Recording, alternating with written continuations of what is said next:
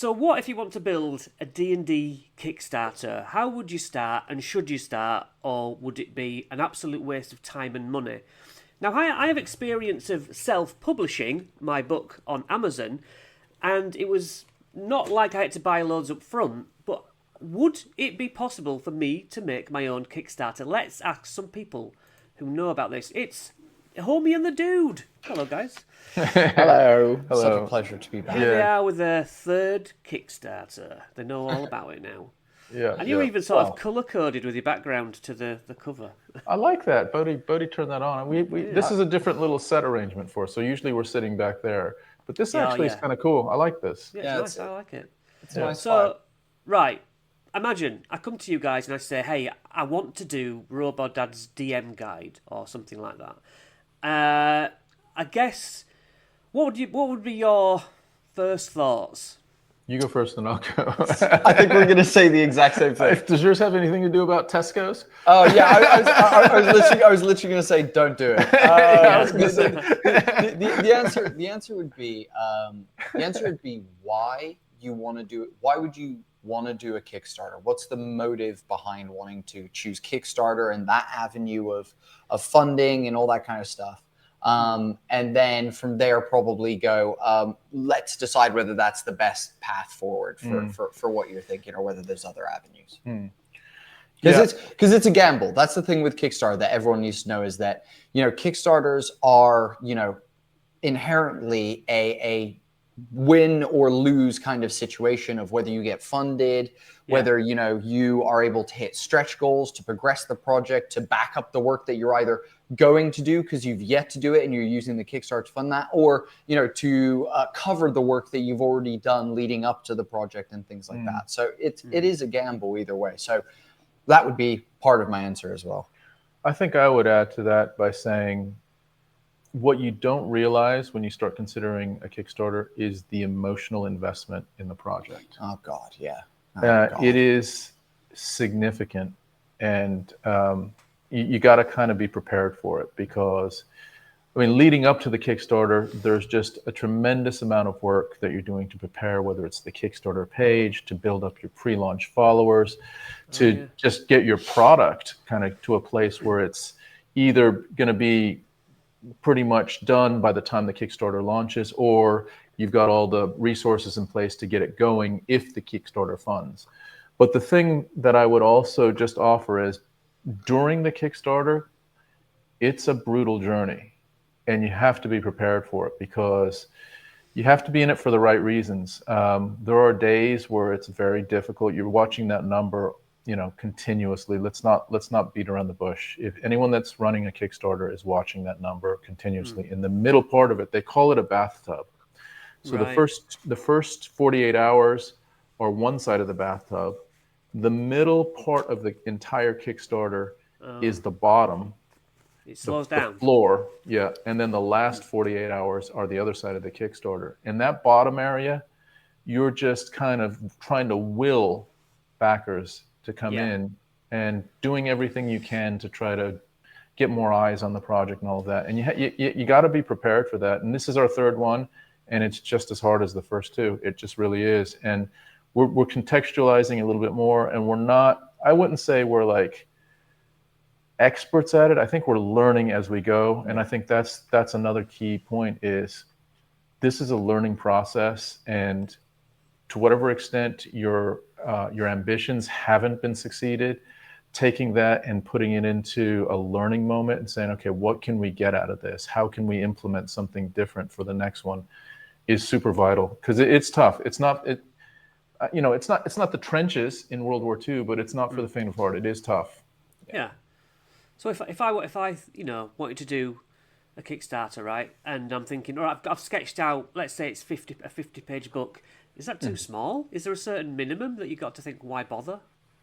That's actually a really good question. I would say no. Like, you could set your funding goal to $100 or £100, or something like that, and if that was enough to cover the stuff that you needed, then you would be totally fine. I think we've seen everything from full digital things where people are sending out hundreds of STLs to people and things like that, to, you know, the most physical things where you're getting like land and terrain and boxes upon boxes of stuff delivered to your house. Yeah. So it's entirely up to the project and where you're going, to what the scope is. And I think everything's valid on Kickstarter, especially because if you set your goal at 100 and then you're like, cool, I've written a 50-page book. But for, you know, a stretch goal, it's like, I'm going to write an extra epilogue, or I'm, you know, if we're talking novel, for example, and, you know, I'm also going to add in, you know, a little bit of background information about how I wrote the book and what inspired me, and talk a little bit about the process of writing. You know, there might be some things like that, that stretch goals then unlock, that mean that you add a little bit extra more work and you actually make the book a little bit better or deeper or something like that. So, I don't think anything is too small. As I guess, I'll give you. I guess like a one-page stat block maybe would be. Here's something that I'm very aware of. So I'm in a Discord of other creators that do Kickstarters all the time, and there are some creators that have Kickstarters with a tier. Their average tier is £1 or $1, whatever the currency is, and they use a Kickstarter to build up their newsletter. So it's literally like a marketing tool. So there's different Right. objectives for Kickstarter. So let's say your 50-page book, you've written it, and what you're thinking is you want to put it on Drive-Thru RPG, and you're thinking, well, if I put it on there, then no one, how am I going to generate people that are going to know about it, or that type of thing. Well, what you might do is say, I'm gonna actually sell 10 pages of it. That makes sense, you know, cohesive 10 pages of it on Kickstarter for £1. And if I get 200 people that back my Kickstarter, I now have 200 people in my database that are customers, right? They have pulled out their credit card to some extent. They've thought about, do I want to buy this or not? They've decided yes. They've put it in the Kickstarter machine. Kickstarter's ka-ching them for £1, and they now have your product.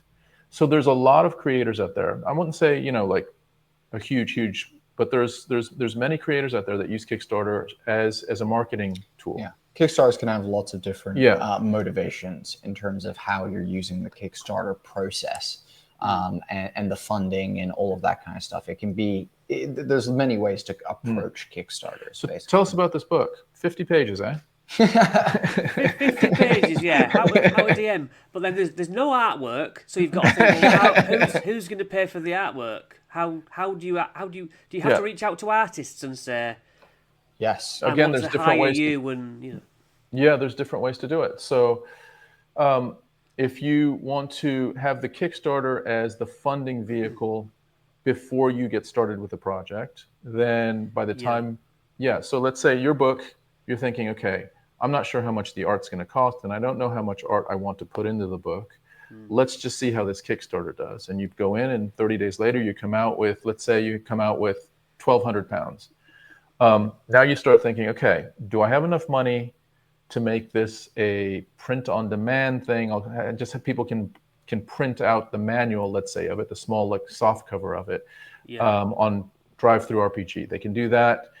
But before they do that, like, what artwork do I want to put in there? What layout style do I want to do? And then I start surveying, okay, this one piece of art, half page, is going to cost, I don't know, £50, let's say.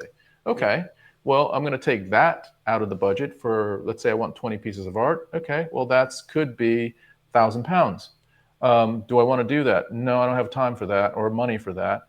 I'm going to actually get 20 pieces of art. You know, so that you start turning the dials on art, on layout, on writing, on, you know, how you want to do it. And pretty soon you come up with a product that you can afford. You don't want to go broke in this project. No. You know, and then, and that's how you kind of decide what the scope is of the project. And maybe the scope is, I can't afford any pictures for this is my first Kickstarter. We just didn't make enough money. And I'd like to try it again, but I don't want to lose money on this thing. Yeah. So, you know, it's a bit of a, I guess you can go in with hopes, but then, you know how Mike Tyson used to say, you know, everyone has a plan until they step into the ring and they get hit in the face. Yes. Well, that's kind of like everyone has hopes for a Kickstarter until they come out the other end and they look at the number. Yeah. And Yeah. I think the thing that you asked is really right. Yeah. So in the process, if you're wanting to do specifically a TTRPG book, which often has art and things like that throughout, you definitely need to be considering as part of this of because here's the truthful thing that everyone needs to consider. No matter how much you make on the Kickstarter, and no matter how much you're able to then produce from the Kickstarter, you're going to have to invest some money in the front end to get promotional art to go on the Kickstarter page. And this is like minimum. I'm talking like the least that you could feasibly spend before pressing the launch button on Kickstarter is you're going to need promotional art, which is going to involve, however you want to do your Kickstarter page, whatever order of things you want to present to people. Then realistically, if you're like wanting to, do as best you can, you kind of want to make it similar to other projects that have been exceedingly successful or things like that. And so you want to kind of match some of that energy. So the art for that will cost a somewhat, not to mention then you're going to need like pieces of art for all the tiers and pieces of art for the stretch goals and the add-ons and all these little bits and pieces. So you're going to have to do that up front. Not to mention then your hero video or the video that's at the top of your Kickstarter page. Like a trailer. Yes, Yeah. your trailer, exactly. You're going to need to pull something together there. So that's going to be possibly using the artwork you've done for the page, because again, keeping costs low, you don't want to double up on art. So getting your artwork that you've used on the page, and then, someone to edit that together and maybe add a voiceover that you yourself do to keep costs down.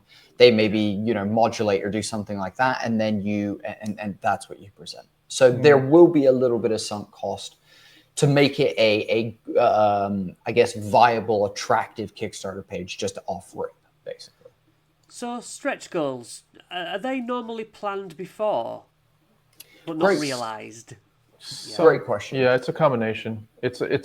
So we have stretch goals that we hope to hit, that we have kind of baked in, that we have accounted for either financially or we have an idea of what it's going to be.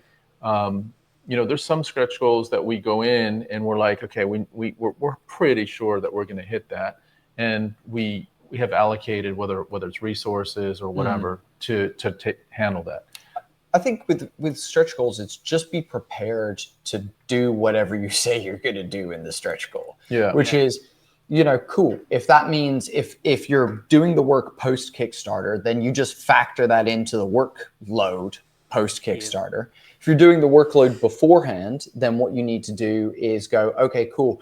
Either make extra and then cut back and then provide the stuff that you held back, or write in an amount, wait to find out what it is, and then afterwards just add that tiny bit of work to the end of the project kind of sequence. So there's like 3 ways to do that, basically. But yeah, stretch goals are something that we at least try and think about beforehand and plan ahead for and things like that. And you have to also think about the audience for stretch goals. So we were actually advised on this. So you have to think about that some of the audience are only in a place where they are interested or can afford digital products. Yeah. Other aspects of the audience will choose a higher tier that maybe has a physical book or maybe they have a 3D printer at home or that type of thing. So you want to balance that. You want to provide, you might maybe want to alternate. So something that is a stretch goal for those that would appreciate it, that have only physical stuff, and then something for someone that wants something a little bit more beefier, so that you don't continually feel like that stretch goal is not for me. You might be like, oh, I love that one. This one, not so much. Let's see what the next one is, and it's almost like an alternating thing, which is I think a good tip. Well, what about if let's say one of your stretch goals is maps? You think physical maps? How do you market research whether people would even want physical maps without giving the whole game away before you've announced you're doing a module or whatever? You just like guess. I think people want maps. It's a great question. I think what I would say is there's some safe bets. There are some things that are safe bets with it in terms of like expanding the digital or the book, content within the book. So adding more things, because at the moment, you've got 24 creatures in your incredible 50-page book, and because it's a bestiary, and you know that you can add some more creatures to that, and that should be kind of easy. But I think realistically, it is, I guess, sometimes I would say things physical, adding more physical stuff. So whether it's like a play mat or a GM screen, GM screens are a super common one that people will throw as a stretch goal. Dice is another one that people will throw as a stretch goal. And things like that. So I think there's some safe bets that you can do. And then there's some things that, like, if it's I would, again, try and stick to the specifics of your project. So, for example, Alchemy Tabletop did a Kickstarter ages ago.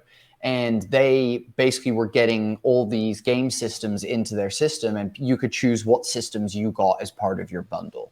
For their stretch goals, it was just getting more systems. It was just, so that's a weird stretch goal that on any other Kickstarter, no one would care about. But on their one specifically, it was right in tune with their project and their product. So it made a lot of sense to have those kind of, those stretch goals of being like, oh, we're also adding Cthulhu and we're also adding this and that. And so, I think stretch goals, definitely don't just like have a whim at it. Definitely look at what other people are doing. A lot of people do more subclasses, for example, or like more creatures or more STLs.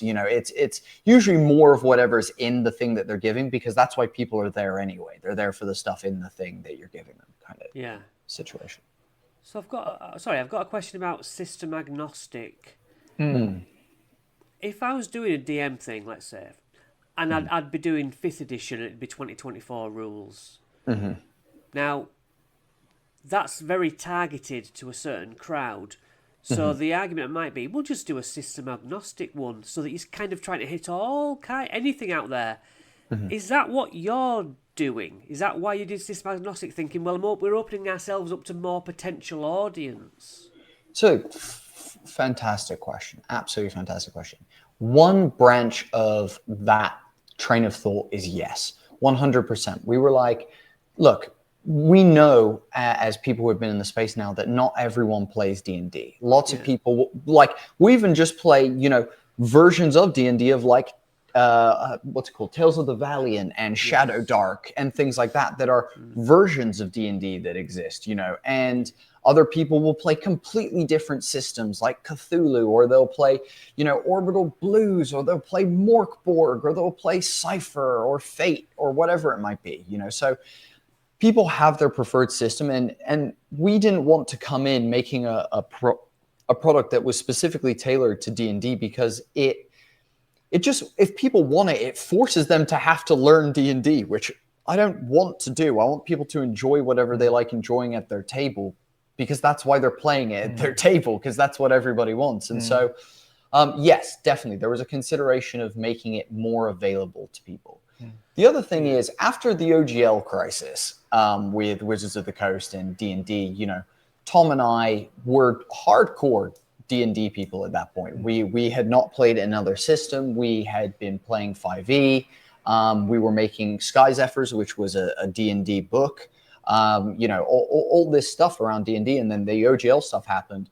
Not only did it hurt so many of our friends and so many people that we like love in this space, but it hurt us as well, and it hurt our plans, it hurt our direction, it hurt the game that we play at the table, because it felt like it came with some kind of weird stigma now that was very interesting. And I think a lot of people didn't feel that, which is entirely their own prerogative, but I think for third-party creators, it hurt a little bit. And so we just decided at that point to start playing other systems, and I have not run a D&D game since.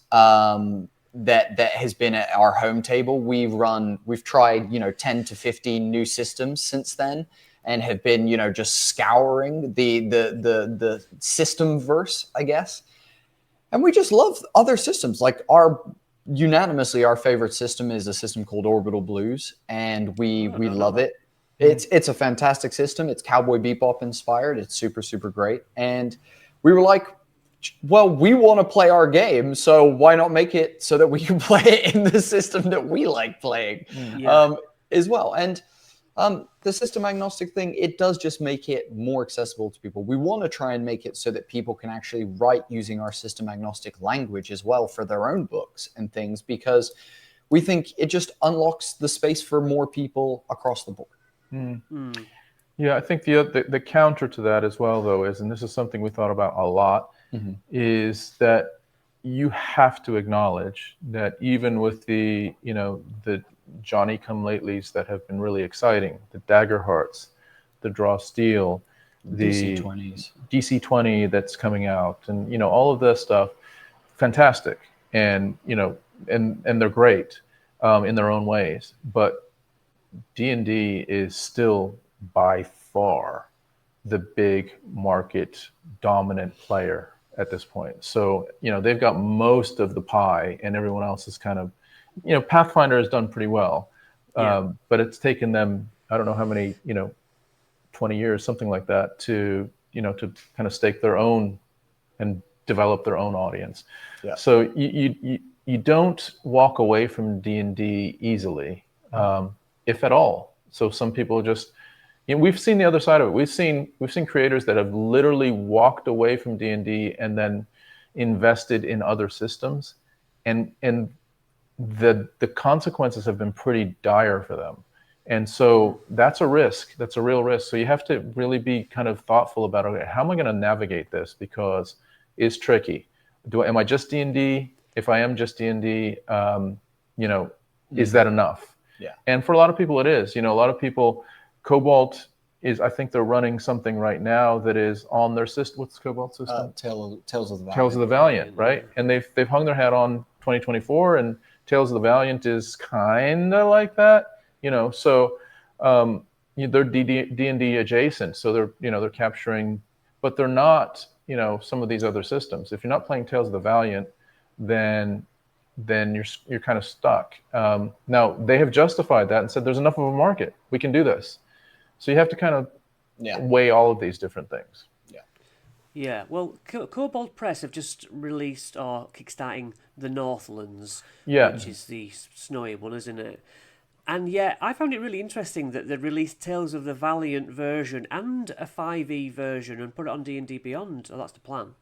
And Valiant is so like 95% D&D, I wouldn't have even bothered, but I would instantly go, oh, well, if there's a 5e version, I'm getting that. And the business sense of putting it on D&D Beyond. Now, your like Sky Zephyrs had, and Wandering Tavern had like 5e as well as system agnostic stat blocks. Yes. So I can pick it up and not have to do any work. I just use it. And I am finally using your books in my home campaign. We finally got there. We've got airships and the lot now. So incredible. We're off, So is that anything? Do you think ever see your products on D&D Beyond? Is that?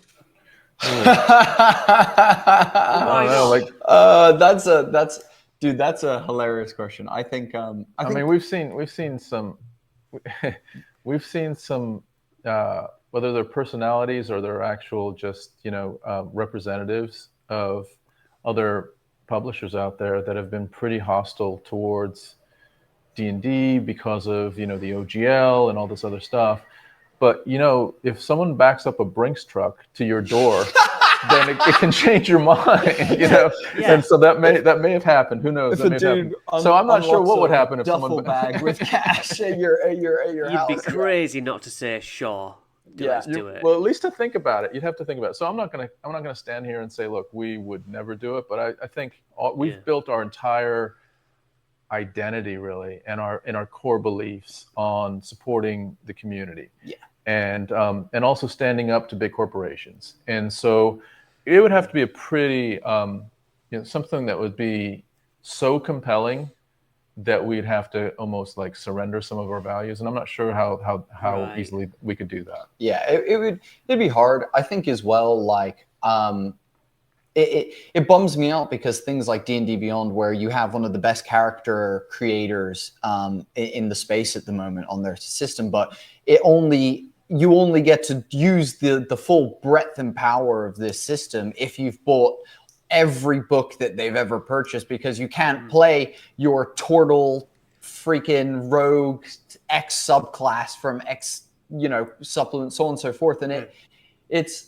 I think what's interesting, as Tom said, we've watched other creators who have spoken so niche against it to then to even make systems that are not D&D, to then go on D&D Beyond. Like, you've got to wonder what WotC is offering them, because it's got to be a house with golden toilets and all manner of stuff. But this is the thing as well. Like, I like Tom said, I'm not sure we could say no. I'm not sure we can say at this moment that it's a no, but I think it would really be something that we would have to debate, because we just, I don't know. It just feels like, some of what's happened in WotC has been just insensitive to the community. And, when you watch people like Chris Perkins and Jeremy Crawford just walk away and go straight to Daggerheart, you're like, well, what's going on here, guys? Like, why is this kind of stuff happening? But equally, they've gone, I mean, we know the story, right? They go to Daggerheart. Brendan Lee Mulligan is coming in and running 2024. So, there has been a conversation over there, and that's at the highest level. So now, those conversations can happen sort of at our levels as well. That's a great example of, you need to consider the D&D factor. If Critical Role are still considering the D&D factor, then you as a small creator who's thinking about a Kickstarter needs to consider the D&D factor. It is part of it. Yeah. But I don't know. Like, it would be awesome to see I would rather see our stuff on Demiplane first. That's where I would actually like to see it. And I know they're partnered with Roll20 and stuff like that, which is, a little bit of a better space that we like within in the community. And those people they're trying hard at the moment to shift Roll20 from where it was a few years ago to something awesome now. And so, yeah, I'd love to see stuff on Demiplane before we went to D&D Beyond. Here's the other side of it, Chris. And this is what I would say is, like, we might be seriously biting our nose to spite our face. Oh, totally. Like 1,000%. There are we're shanking ourselves. We're shanking ourselves. So there's other businesses out there that are looking at us and saying, those guys are idiots, right? Because they're making decisions that aren't, let's say, tried and true decisions, because of, again, who knows what they're thinking. But for us, we know why we're making those decisions. It's because we feel better about making those decisions. They feel right. We can sleep better, these types of things. But no doubt, we could be further along down the road if we had made other decisions. And we're okay with that.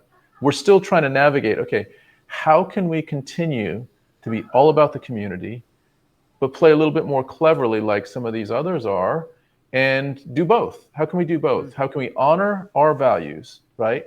But also be scalable, and we're actually experimenting that with Scorched Basin right now. So, here's a conversation that I had with someone, and it went kind of like this. I told them about we're going to have 100% of our marketing dollars are going to be reinvested back into TTRPG creators across TikTok and YouTube and Instagram and all that. This. And they said, you know what, that's a great, great strategy for you. And I said, what do you mean? And they said, well, if you want to get to where we are, you need to be scalable. And that ain't scalable. And I stepped away from that, and I was like, they might and very well might be right, but we'll try it. Let's try it. Let's see if we're scalable. And at this point, I think the jury's still out. We're doing pretty well with Scorched Basin, and it's keeping up right now with the Wandering Tavern. But if you look at the likes of some others out there that are just being as clinical as possible about running a business, irrespective of values, irrespective of anything, it's just about conversion and profitability, then that's a game that we're not playing very well. We're not playing that game very well right now. No, we're not. Yeah. Yeah, because marketing is obviously a big deal. I remember that the Discord poll of what shall we do next. I seem to remember it was desert, space, and then sea. Yeah, that's right. Like that. And I was like, well, all three. Obviously, we need to do all three. But Atlantis. The question is which one first, Yeah. So then to come forward now, and I'm listening to podcasts like Sly Flourish today, and it's like, Homie and the Dude were talking about that, and I'm like, wow, you're everywhere this year, Yeah. He did a great job. He has been, so we've had him on our podcast twice, and what I like about him is he is just so honoring of his community to tell it like it is. Yeah. And that's what they trust of him.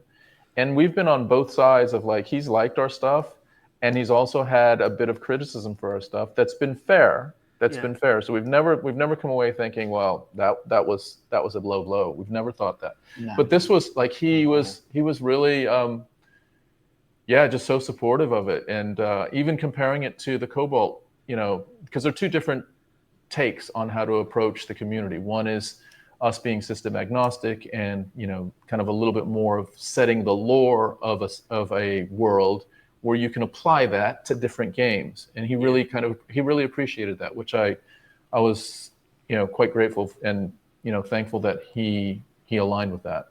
Yeah. Yeah. So, like I said, you've got D&D shorts and whoever else. You've even got the fabulous Robo Dad involved. But I mean, doing the voiceovers and thing, you seem to, your scope's got bigger. It's like, no, we've gone, is that right? Is that fair? I think it's a fair. I think the answer is we have just tried to approach this one a little bit differently. I think we went way overboard with what's in this book, and we're going to rein ourselves the hell back in for the next one. But I will say with that being said, there will still be voiceovers in the next one. We're going to be doing a bunch of that stuff. All of the cool features that are in this book are going to exist in probably all of our products going forward, because we just love that stuff. We love having a soundtrack. We love having voiceovers. We love having new systems and mechanics for players to try. We love the system agnostic stuff. So that stuff will likely continue. But yeah, what I mean by rein ourselves back in is, we didn't need 40 NPCs. We didn't need, over 100 plot hooks. We could have done but we just got wild with this one and wanted to really give it for everybody. And so I think we have just tried to approach this differently, and that involves us talking to the community more. And also we've just made a lot more friends. Like Tom and I are, speaking to people and trying to just connect with folks. And a big part of, us as people is, this community is about people that we love, and we hang out. We get to talk to people that we really enjoy time with, like Arlentric, who came onto the writing team for this book and is an incredible creator. Close friend of mine who I actually, literally this morning we had a business call booked and we spent an hour and a half before the call. I got up an hour and a half early to just hang out with him for, a bit of time and then hop on and talk about our work stuff. And I think it's that we love in this space. We love going to conventions and playing Magic the Gathering, as we were talking about before we went live. And we love that stuff. Someone aptly, one of our close friends in the space, Naigobi, put out a video today, and they were describing Gen Con. And they were like, the reason why Gen Con is incredible is it's because of the people. And that's the same thing for us. We love this space because of the people, the awesome folks that we talk to that have incredible ideas. That, I watch so much of this content. I consume so many TTRPG creators' content and have been doing so for so long now that I wouldn't be enjoying this space as much without these amazing people. So we feel fortunate to have been able to speak to people like Will D&D Shorts, who is, the most wonderful, bohemian, lovely, wonderful person. And, all the way through to, every sphere of the space, STL creators, Twitch streamers, TikTokers, all of it. And everybody is contributing here, and everybody deserves the love and the space. And we feel super lucky that people have taken a chance on us, even when the climate is bad. People are struggling with conversions out there and things like that. Audiences and algorithms are harder than they've ever been before because of late stage capitalism and all that good stuff. And so, everyone fighting for Homie and the Dude and trying to, prove that we can do this through the community actually means more than anything to us. More than any of the numbers on Kickstarter or anything else. It's just seeing the people, coming behind us is, we've never felt more supported than right now. Sorry, Tom. I was going to say I think the name's really out there this year. It's on everyone's lips. Do you know what I mean? Sorry, Tom. I appreciate that. No. On that point, the creativity we've seen across the piece has been incredible. And you are leading the pack, mate. Some of the some of the shorts that you have created literally have our office in stitches. I don't know if you have the ability to share any of that, but yes, you do. do. Okay, Which do you want? Do you want a little? Choose a little one, or shall I play the? No, I can't play the long one. That's too long. play one of the shorts of like the newscaster or Yeah. the. All right, bear with me. But for anyone listening, while we are sorting this out, Robodad is incredible here. He makes these incredible shorts and supports Homie and the Dude every time, and is one of the best interviewers in the space, asking questions that you really want to hear about these topics. And if you enjoy any of that or want to become a better GM, prep less, and tell awesome stories, as is the incredible tagline of his channel, this is the place. This is the home for that. So subscribe, like, comment, do all the algorithm stuff, because again, it takes us 30 seconds in this zero attention span situation that we're in to just support someone who we like watching on a regular basis. So if you're watching, just chuck a like, chuck a comment, chuck a share copy link, chuck a subscribe, and then actually go share it with your grandma, because she wants to see it, and share it with your auntie who has the peg leg, and your cousin who's hanging out with his friends on the end of the street. Get it out there to your people, because he bloody deserves it, and we feel lucky to be here. Well, thank you. Good evening. A band of lunatics are trying to kickstart a post-apocalyptic TTRPG. Experts are calling it Dune meets Mad Max. We call it awesome. Back to the Scotch facing now, or get run over by the hype machine. Back to you, Ken.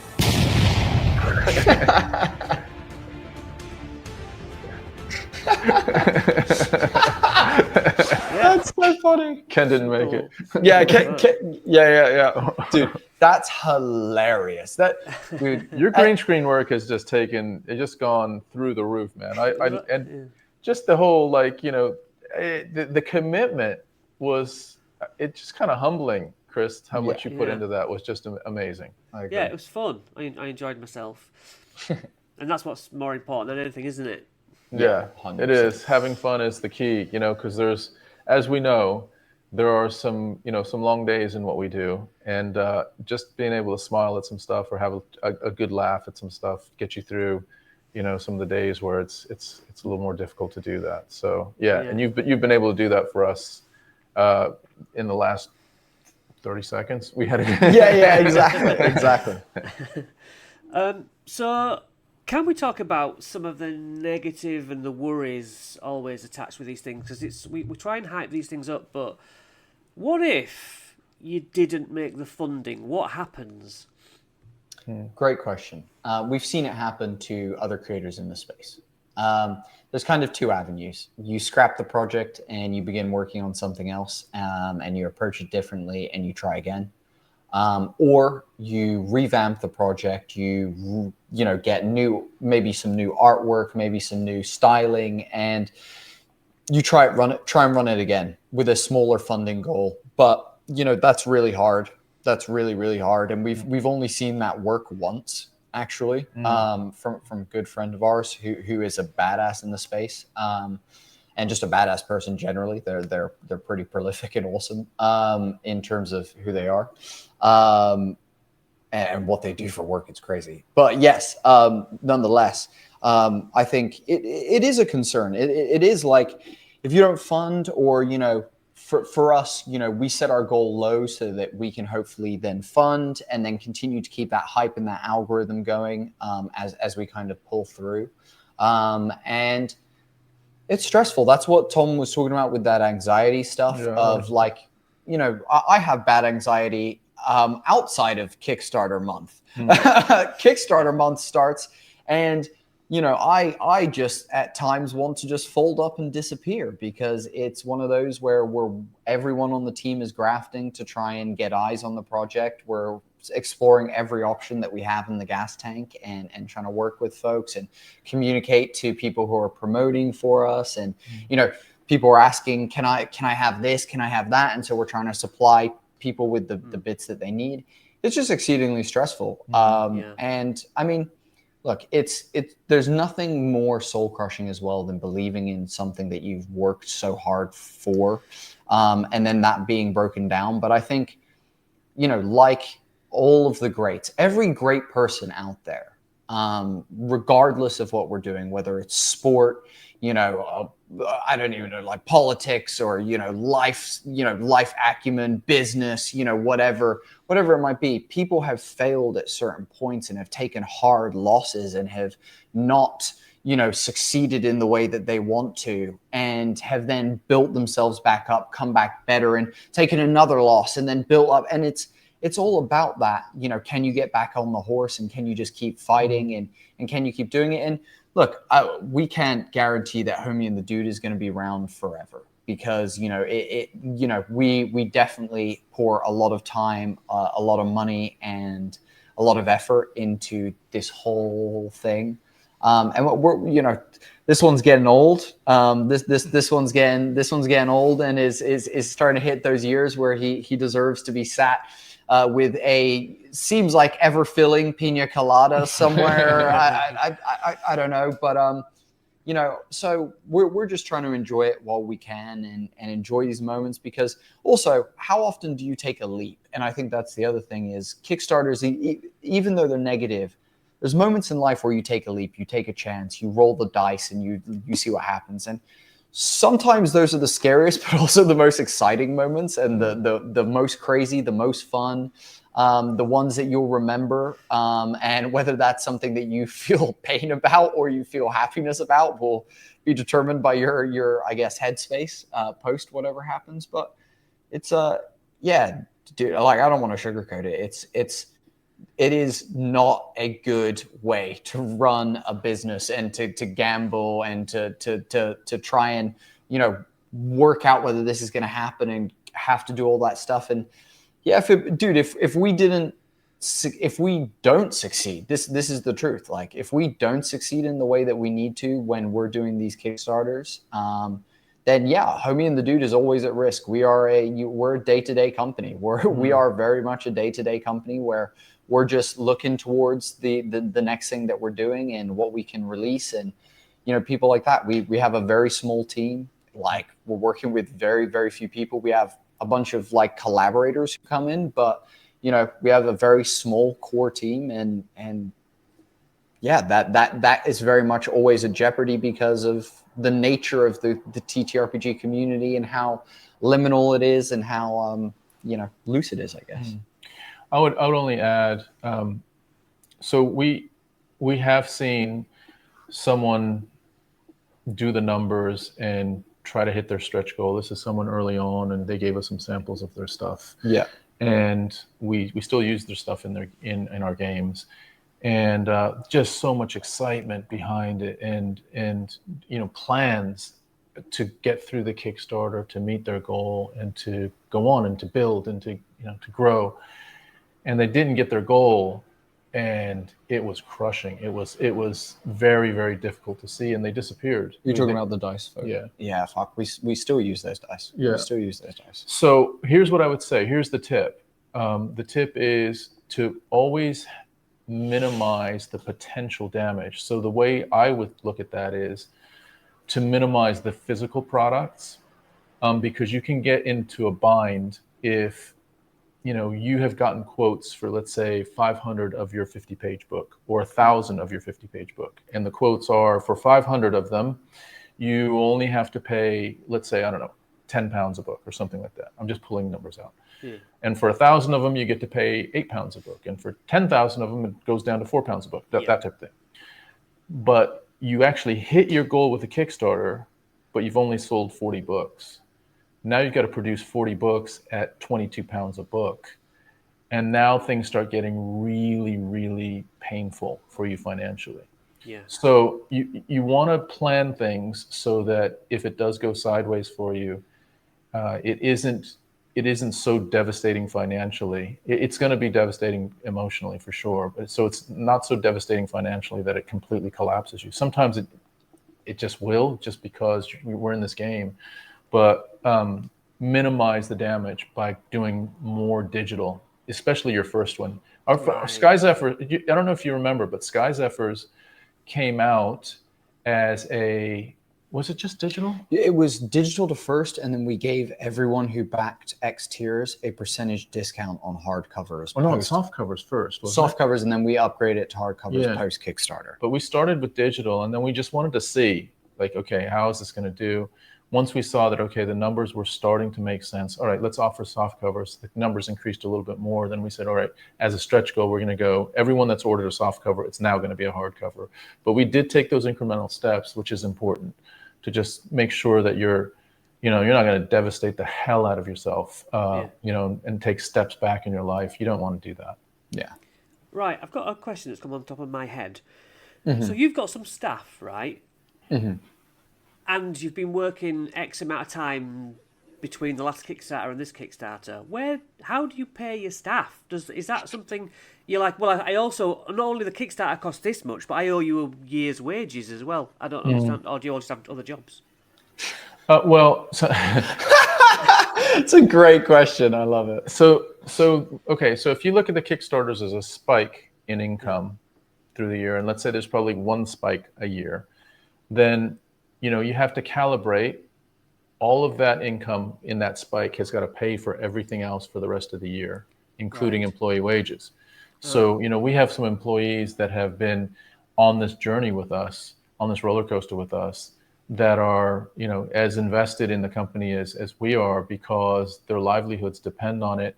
They're not making, the type of money that they could be making in another career choice, but they want to kind of follow the dream with us. But also, along with that spike, as you continue to grow, there are these other bits of income that are trying to supplement throughout the year. So we have, after Kickstarter sales, whether it's on our website, whether it's on Roll20, whether it's on drive-through, whether it's distribution, it's not as much as Kickstarters, and we're not at a place where we're like, oh, the Kickstarter money can just go in the bank. That's just a pot of gold for us, and we'll just get bigger and bigger. That's not how it is.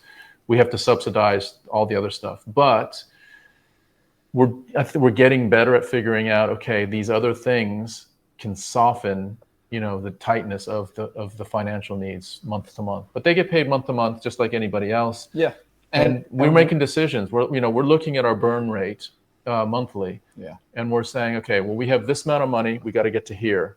What are we going to do? Can we do all of our art? The answer might be no. Do we need to back off of, hours for this person? Do we need to have a conversation with this person? We're doing that constantly because we're not at a place where we have just disposable, unlimited funds where it's just like whatever. Yeah. There's not, as they call it, FU money lying around anywhere here. This is, this is a tight ship where we are, we're lucky because the people that work with us are, like Tom said, are just super passionate, and we're all, Tom works probably 100-hour weeks for Hat D. I'm working way above full time as well. The people who sit around this table and are our main crew basically are working, well over the part-time stuff that they're doing. And it's just because we all are just giving a piece of ourselves to this dream and hoping that it can work. Emily, my writing partner, who is also Ben, who is our operations manager, they're actually in a relationship and are together. So it's very small family vibes basically. But Emily, she's a writing major. She studied creative writing, and she came to us through Ben and originally started helping us with marketing for a little bit for Wandering Tavern, actually. For Sky Zephyrs. And then after that, we found out that she was a writer, and we were like, come do some writing for us. And she's now incredible, and we love her to pieces. And she now is like, wow, I get to do a job where I get to write creatively, have loads of fun, feel invested, feel like, the people who I work for really care about me. We have pretty loose work schedules. We try and keep it pretty easy. If they need a day off here and there, we're pretty loose with it because we're so small. But it's one of those where everybody who sits around this table, the table that's just behind camera there, the tiny dining table, everyone who sits at that table, and then specifically, I'll name 4 people: Arlentric for Scorch Basin, Art of Caustic, Alex, Chris Hopper, and Tallulah Adams. Are our like main collaborators, our artist, our layout artist, our video editor, and Arlo, who's one of our writers. And those people, you know, are again just super invested. We like, again, our artist. I literally spoke to our artist Alex today. 40 minutes of our call were me and him catching up about how life is, how he's doing, what's going on with him, what's going on with me, how we're doing as friends. And then we talked about our art and what we needed for the next little batch of art and things like that. And we work with these people, and they work with us because it's family. We love these people. Like I would jump in front of a car for Alex if I was in Serbia, where he is, but I'm not.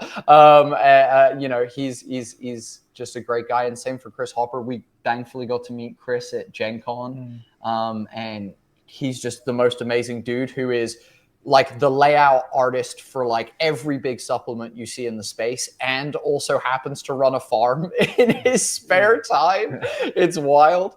You know, so it's, yeah, we're just the most fortunate. We have the best team.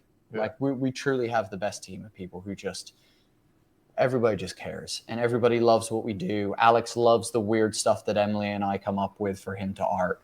Chris loves the weird layout style that we stretch him in and try and innovate with him, and things like that. And Tallulah is always, I assume, a tad begrudging, but also very delighted to hear about my weird and wacky ideas for videos that she ends up making. And we're just very thankful that those guys care about what we do and are so invested. Tom, is this a real thing? I picture you sat behind a desk, right? You've got paper stacks either side of you, and you're sweating, and you've got 10 phone calls to make, legal duties to do, and from outside the closed door, right, Bodie's wheeling around on a scooter with a Nerf gun, and they're all having a great time inventing wacky names for NPCs. And you're thinking, I've got the shit end of the stick here. It's not far from the Chris, truth. have you, like, where's your Yeah, I was camera? gonna say, where's the come out, Chris? Come, yeah. Here's the thing, man. I think yes for a couple reasons, but it's my own choosing for a couple reasons. So, although I have played in the creative space before in my life, and I've enjoyed it, and I've done a couple things that have been fun, and you know, that type of thing. It's probably not my core competency, and it is Bodie's. And so my core competency, I think, is just resilient consistency, you know, just like a pendulum, basically. And so I'm just leaning into that more here. So that's one reason. It just kind of fits for me. I could do the other stuff as well. I could put on another hat. But this is what this requires right now. And then the second thing is, like, I'm in it for different reasons than making money or personal gain or career advancement. It has nothing to do with any of that. I just want to build a cool thing with Bodie. You know, I want us to spend time together. You and I have talked about this, Chris. And yes. So, you know, that's the driving thing underneath this. It has nothing, I mean, success is what we want. We want to experience real success together, and we have experienced a level of success together, and we've experienced a level of challenge and even really tough times together. But I want us to go on this journey, and I want him to have something that he can look back on, and you know, and look back on it fondly, and also look forward and say, you know, this is the engine that we built, and you know, my dad helped me with that, and ultimately, you know, I will step back at some point, and hopefully, you know, it will be something that has some legacy to it as well, has some, you know, some forward legacy and some backward legacy.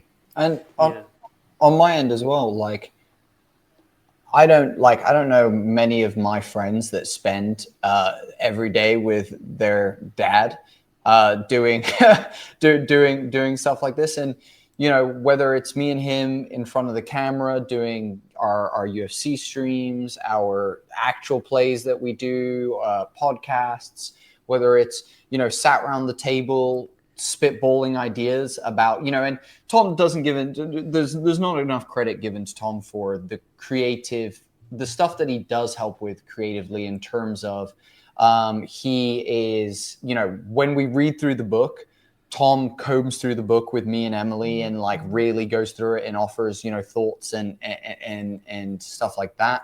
On top of that as well, every creative decision in terms of like, you know, when we're talking about us doing voiceover or, you know, doing these kind or adding a soundtrack, I'll tell you what, the idea to have a soundtrack in a book started with Tom writing a book almost 10 years ago that had a soundtrack for it. Like that didn't have QR codes because they didn't exist back then. He had a freaking MP3 player in the back of the book, like a nut job.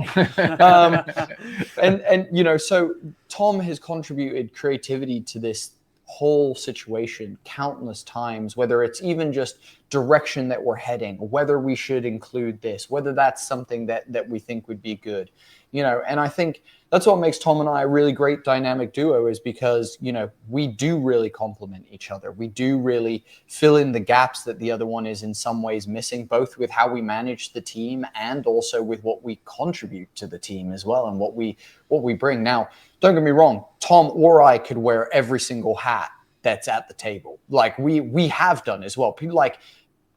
People forget that, you know, we've been a small team, but this started with just Tom and I in a room together, like two lunatics doing everything all at once, you know, trying to do all the social media posting, all of the, you know, gathering of resources, making thumbnails, editing the video. Like it all started with two jabronis, you know, so we can wear all the hats, but we're just lucky that we have other people who can take some of that brunt from us. And I think, you know, we are super lucky that we are almost not opposite ends of the spectrum, but like opposing forces in some way of how we approach things, how we think about stuff, the ideas that we have for the business, as well as also just the products that we're making, and all that kind of stuff. So, yeah, I the Nerf gun and scooter, though, that's some real shit.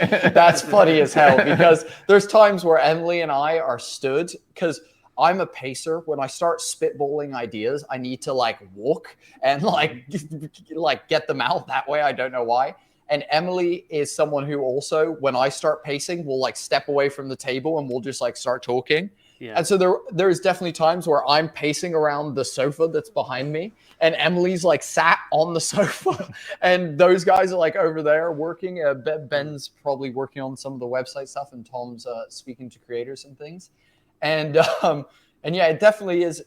It's also the best vibe in this office. We have music on, we're hanging out, listening to music, making cups of tea for each other, you know. Often Tracy, the Hattie mum and the incredible writer of the recipes in our group and our community manager will often bring in like food that she has happened to procure from this place or cooked up this way or, you know, whatever. So we're constantly well fed. Hence why that comment I mentioned earlier about someone being like, Bodhi's getting fat. It's because I'm being fed like an absolute king by Tracy and stuff. And, you know, it is the best vibe in the office. So yeah, it's a good time. It's a good time. So any final words on the journey of Scotch Basin to log, so we can look back in 2 videos time and 2 years time, you know? Any final words on it? Where are you? Just describe what it's like, what it feels like to your Kickstarter's out. What is going to encapsulate today's feeling? Give me some words. That's a great question. I'll go first.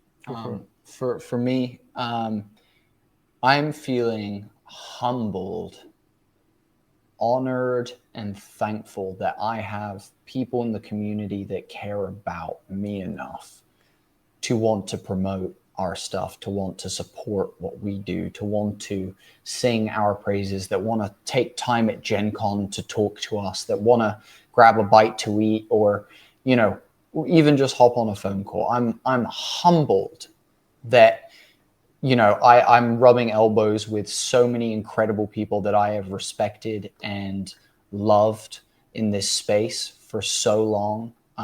And, you know, I think for the book itself, Dude, I put the hardest year of my life into this book. This has been a shitty year for me, dude. I've had a bad year on my end in terms of health things and a bunch of other stuff that's happening in the background. It's going to end on a bang because I've Scorch Basin's going to have been great. I'm getting married in a few months as well, and I'm going to go take a little bit of traveling time as well. After saving money for the last 5-6 years, and so. I just, I'm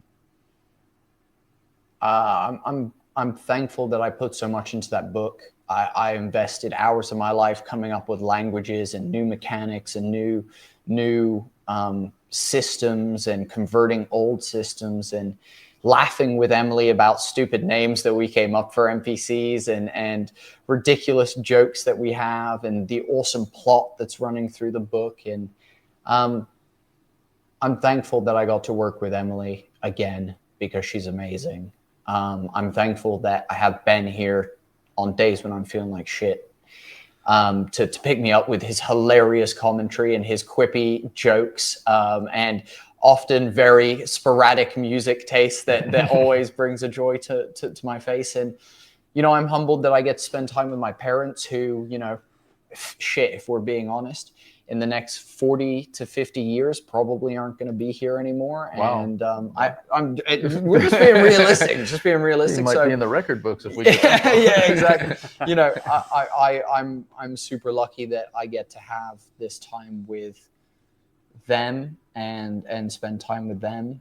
And dude, to put something out that I want to play. Like, I got to create, this is my third book. I'm a published author. I will never not have that against my name, and I will never not have Homie and the Dude as a piece of my history. And so for me, without getting emotional, because I am getting emotional, I'm just humbled and thankful for every single person who is cared for us and does, and just all like the community, the familia on our Discord, the newsletter that we have, people who have watched us from the first ridiculous podcasts we did all the way to now on our YouTube content.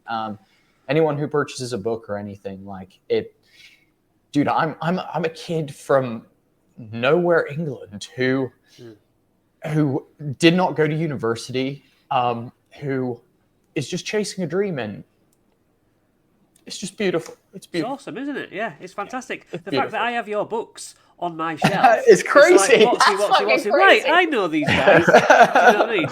Yeah.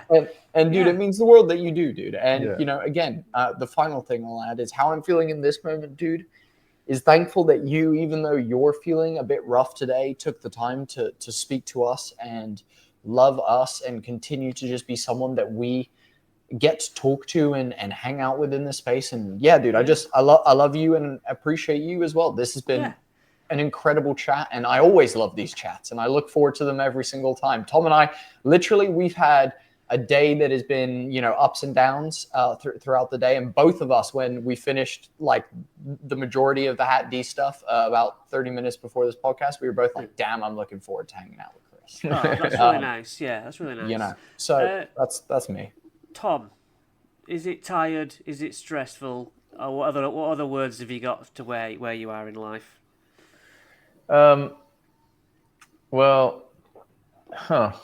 is correct. It has been a long year. It has been a long, grindy year. I am looking forward to October 9th. I've said it a million times in the office. So I'm looking forward to, you know, to finishing strong and crossing the finish line, leaning forward. Hands raised. Yeah.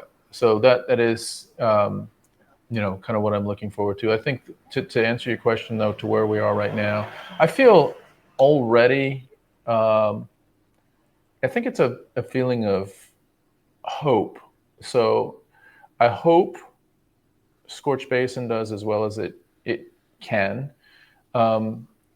And I'm really hopeful that we take everything out of Scorch Basin that we've learned over the last year and a half, and I think we've learned a lot, to continue the journey and to build on what we've learned through Kickstarters, but also through publishing, through creating books, to be bigger and better, to build out our systems better, to understand the game better, to, you know, play in a way that is that honors how we want to play, but is as competitive as anyone out there. And that's kind of where my headspace is.